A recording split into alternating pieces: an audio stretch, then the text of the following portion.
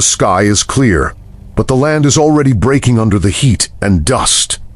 A lone man walks forward, as if he knows something no one else does. He stops and looks at the kingdom, his eyes fixed on the palace far away. It begins now. There is no fear in him, only a quiet fire burning inside. This man is Elijah, a prophet sent with a message from God. Speak for God. He carries no weapon, but his words will shake an entire kingdom. Inside the palace, Ahab lives in comfort, surrounded by wealth and laughter. He has no idea that everything is about to change. The doors suddenly burst open, and Elijah walks in without asking permission. Even the guards feel something strange. Who is this man? Elijah stands before the king, calm and unafraid of his power. The entire room falls silent. Hear me, O king, as the Lord lives, before whom I stand. there shall be neither dew nor rain these years except by my word. No rain He declares that no rain will fall on the land until he says so. His words echo through the hall, heavy and impossible to ignore. You dare threaten me! The king rises in anger, gripping his throne with burning pride. He cannot accept that anyone would dare speak against him. The Lord has spoken. Elijah turns away, as if his message is already complete. Stop him! The room Seize the feels prophet! shaken as the weight of his words settles in. He walks out freely, untouched by the king's authority. No one dares to move or stand in his way. Outside, the sky is still empty, with no sign of rain. A strange silence spreads across the land. Days go by, It has begun. but not a single drop of rain falls. The land begins to dry, and fear slowly grows. The crops fail, the well is dry. Is it a curse? What have we done? People gather and whisper. Angry. The words of the prophet begin to haunt their thoughts. Rivers shrink, and the ground cracks under the burning sun. Animals grow weak, and the land begins to suffer. I refuse to believe Elijah's power. Back in the palace, the Sire, king the becomes drought restless and angry. Find him! He refuses to believe that Elijah's words have power. Messengers ride across the land, searching everywhere for Elijah. But no matter where they look, he cannot be found. He's gone. Far away, Elijah stands quietly by a small stream. For now, he is hidden and safe. Provide. Birds come down from the sky, bringing food in their beaks. Even in the wilderness, he is not alone. Now. Elijah eats in silence, trusting that he will be provided for. While the land suffers, he remains at peace. Across the kingdom, hunger and pain begin to spread. The drought tightens its grip on everyone. The king's anger slowly begins to fade, replaced by a deep fear he cannot control. Where is he? No matter how long he waits or how loud he demands. Even the small stream that once gave Elijah water begins to dry under the burning sun. The place that kept him safe is fading away, and he knows it is time to move on. Elijah lifts his eyes and looks toward the far horizon, ready to take his next step. The sun burns without rest, and the land suffers more with every passing day. Hope feels far away now, as the earth itself begins to break under the drought. Whispers spread that the gods have abandoned us. People begin to believe they have been abandoned. Fear slowly replaces their faith. Elijah walks forward once again, alone on a path that no one else can see. The kingdom Across the kingdom, the power of his words can now be felt everywhere. has begun. Though no battle is seen, a silent war has already begun. The king stands and stares into the distance, his anger burning stronger than before. With pride in his heart, he swears he will find Elijah. Far away from the kingdom, Elijah disappears into the vast wilderness. The drought continues, and this story is only just beginning. The land has been broken for a long time, dry and full of silence. But now something is changing, and Elijah is walking back. After many years, Elijah returns, stronger and full of purpose. People see him and begin to whisper, because they remember who he is. A man named Obadiah moves in fear, trying to stay unseen. He hides God's prophets and risks his life to protect them. Suddenly, Elijah appears in front of Obadiah on the road. It's you! Obadiah is shocked and afraid, not expecting to see him at all. Elijah speaks with power and gives a clear command. He tells Obadiah to bring the king to him without delay. Obadiah is afraid because he knows the king is dangerous. But he chooses to obey Elijah, even though it could cost his life. I will go. King Ahab rides out with anger burning inside him. The land around them is dead and dry, showing the pain of the people. The king points at Elijah and blames him for everything. His voice is full of anger as he accuses him in front of all. The Lord is my judge. Elijah does not fear the king and speaks the truth boldly. You abandoned God. He says, the king is the one who turned away from God. A challenge that will decide everything. Bring them all. Elijah calls for everyone to gather at Mount Carmel. He sets a challenge that will show who the true God is. A huge crowd gathers, watching and waiting in tension. No one knows what will happen, and the people are unsure. The prophets of Baal arrive, many and full of confidence. They look strong together, while Elijah stands alone. Elijah stands by himself against hundreds of men, but he is not afraid because he trusts in God. He speaks to the people and challenges their hearts. He tells them they must choose who they will follow. Choose today. 2 altars are prepared, and both sides are ready. No fire will be used, only prayer will decide the truth. The true God answers. Baal, hear us! Answer us! The prophets of Baal begin shouting and dancing loudly. Hours pass, but nothing happens and no answer comes. They cry louder and become more desperate as time goes on. Still, there is no response, and the sky stays silent. No answer. Cry aloud, for he is a God. Elijah speaks and mocks them, cutting through the noise. Maybe he sleeps. The crowd begins to notice and starts to question everything. As evening comes, the prophets fall down in exhaustion. Their God does not answer, and the silence remains. Elijah steps forward and calls the people closer. Now, the moment has come, and all eyes turn to him. Elijah begins to rebuild the altar, one stone at a time. Each step is careful, showing respect and deep meaning. He places the wood and prepares the sacrifice. The crowd watches closely, feeling the tension rise. Elijah tells them to pour water over the altar. They do it again and again, soaking everything completely. You will see why. Water fills the altar and even runs into a trench around it. It looks impossible for any fire to burn now. Elijah steps forward and looks up to the sky. Everything becomes still, and the mountain is silent. Listen.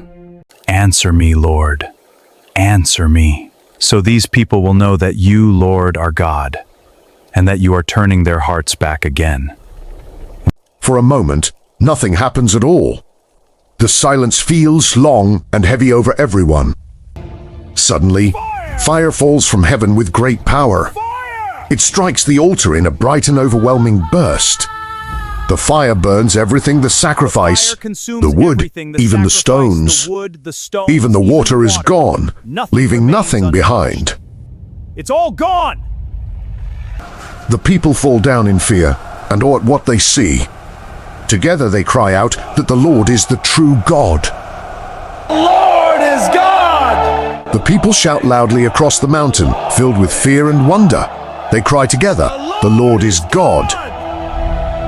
Elijah turns with a hard, serious face, looking straight at the prophets without fear. The moment has come, and there is no more time to wait. The crowd rushes forward quickly, grabbing the prophets in sudden chaos. and noise. Let them escape. You No one holds back as the shouting grows louder across the mountain. The prophets are dragged down the mountain, pulled fast toward the valley below. Valley. The moment turns dark as judgment is carried out without delay or mercy. Then silence slowly returns, and everything becomes still again. Now, the rain. Elijah walks back toward the mountain, calm but focused on what comes next. Elijah speaks drought will to the end. king with calm strength after everything that happened. Go eat and The drink. king stands shaken, unsure and quiet, trying to understand it all. Elijah says he hears rain coming, even though the sky is clear. Rain is His words sound strange, but he speaks with strong faith. The king walks back to his chariot, moving slowly and thinking deeply. He looks back at the mountain, What just happened? no longer proud or confident. Elijah climbs back to the top of the mountain with steady steps. He kneels down low, preparing himself to pray. Elijah bows low and begins to pray with deep focus and silence. Nothing moves around him as he calls out for rain. Look toward the sea. He tells his servant to go and look toward the sea. They wait for something that cannot yet be seen. The servant looks far across the sea and sky for any sign. But he finds nothing, only clear sky and empty space. Go again. There is nothing. Elijah calmly tells him to go again without doubt or fear. His faith stays strong, even when nothing changes. The servant returns again and again, always with the same answer. Elijah keeps praying, steady and unmoved by the silence. On the seventh time, the servant sees a small cloud far away. He points with excitement, finally seeing something in the sky. The cloud is very small, no bigger than a hand in the sky. But Elijah knows it is enough That is enough. and believes the rain will come. Elijah stands up quickly, feeling the moment has arrived at last. Yes, The my wind lord. begins to rise as the sky starts to change. He sends a warning to the king to leave quickly before the rain. There is no time left because the storm is coming fast. Dark clouds gather and the wind grows stronger across the land. coming. The air feels heavy as the storm begins to form. The king rides fast in his chariot, trying to escape the storm. The first drops of rain begin to fall from the sky. Elijah runs with great speed, faster than normal, full of strength. The power of God drives him forward through the wind. Heavy rain begins to pour, covering the land at last. The long drought is finally broken, and water returns. Where's People the- lift their faces and smile as the rain falls on them. Relief and joy spread as hope returns to the land.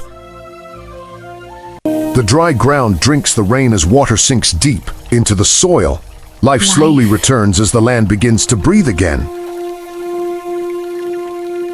The storm grows stronger, with lightning flashing It's across the dark unstoppable. sky. Wind and rain rush together, changing everything in moments. Elijah reaches the city before the king, moving with great strength. He stops and stands firm, Everything. knowing his work is done. Far away, Elijah stands quietly in the falling rain, alone. What comes next? But peace will not last, and something is coming next. The rain had not stopped for days, and something was about to change everything. A messenger rushes in with urgent news, breaking the silence before the queen. My queen, the prophet Elijah, challenged your priest on Mount Carmel. He called down fire from heaven, and it consumed the sacrifice. Your priests were defeated. Elijah.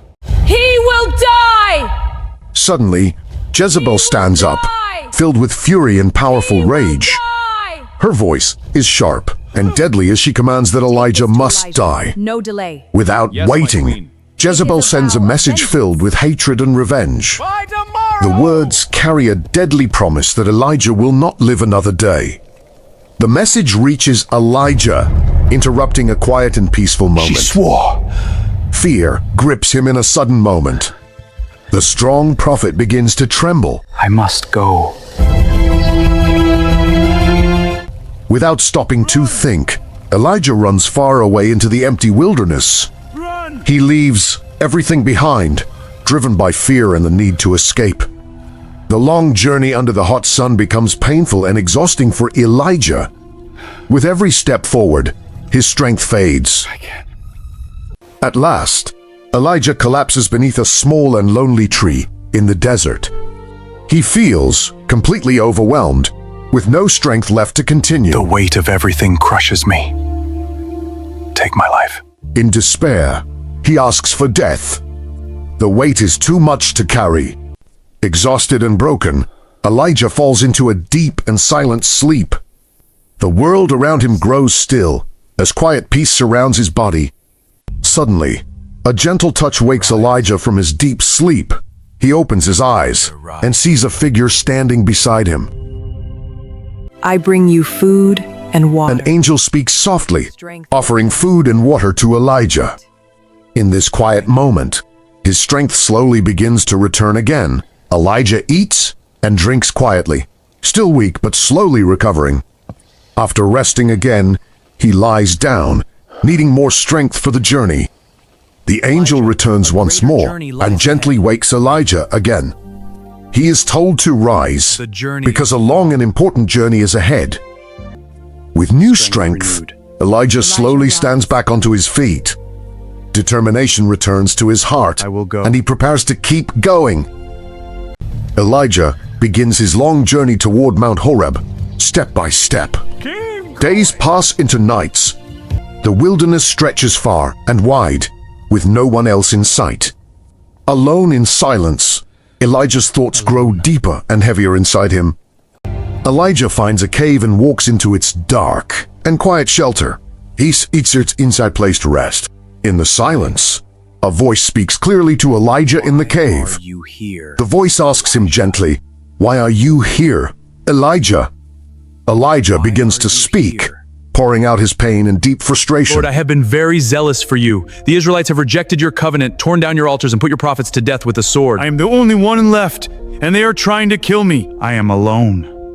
Then he is told to stand outside on the mountain before God.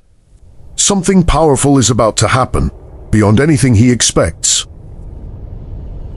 A mighty wind crashes through the mountain with overwhelming force. Rocks break apart as Elijah struggles to stand against the power. Then the ground begins to shake in a violent earthquake beneath him. The earth splits open, and everything around him feels unstable. Fire bursts across the mountain, burning in powerful waves of heat. The flames rise high, covering the land in intense and consuming fire. But God is not in the wind, the earthquake, or the fire. As the chaos ends, everything becomes quiet and completely still again. Then a soft whisper comes, gentle and almost impossible to hear. Yet Elijah knows this quiet voice is clear and full of meaning. Elijah, listen carefully. Your story is not over yet. Go back. Go back. A peaceful vineyard stretches wide under the warm sun, full of life and beauty. Naboth walks with pride, knowing this land has been in his family for generations. From his palace window, King Ahab looks down at the vineyard below. Desire grows quietly in his heart. Ahab approaches Naboth and politely offers to buy the vineyard from him. His voice is calm, but his eyes show he expects to get what he wants. I cannot give you my vineyard. It is my family's inheritance. Name your price. I cannot.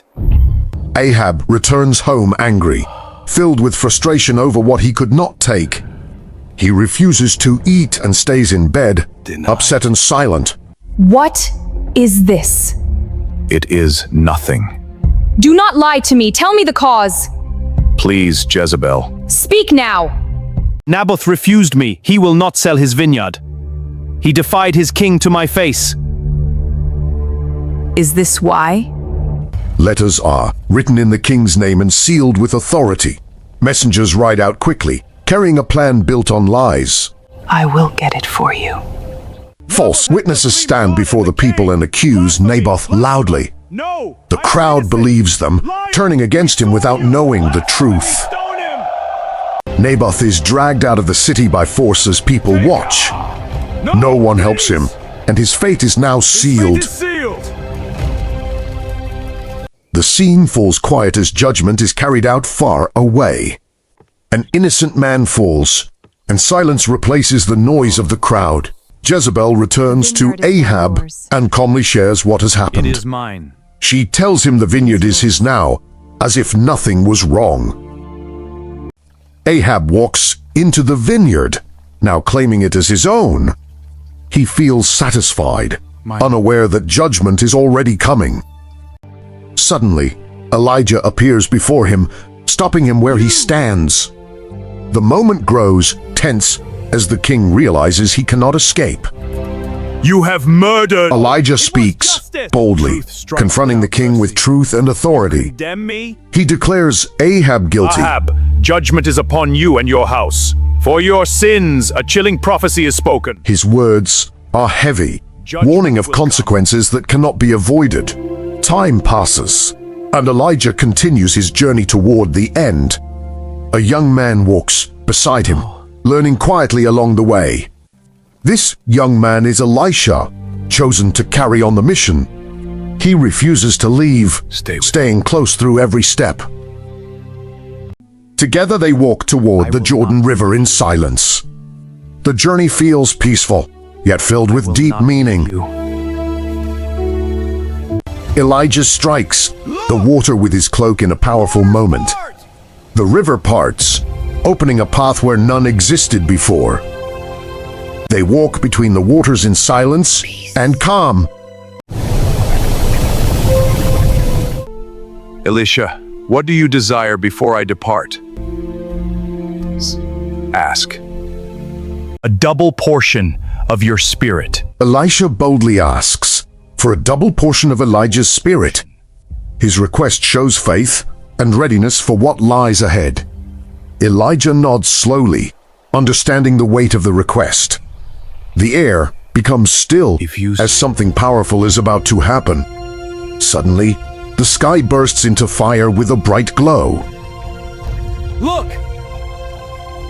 The chariot separates Elijah and Elisha with great force. Elijah reases as Elisha reaches out, filled with emotion. Elijah is taken into heaven in a whirlwind of fire. He disappears into the sky, leaving a lasting moment behind. Elisha stands alone, holding the cloak left behind.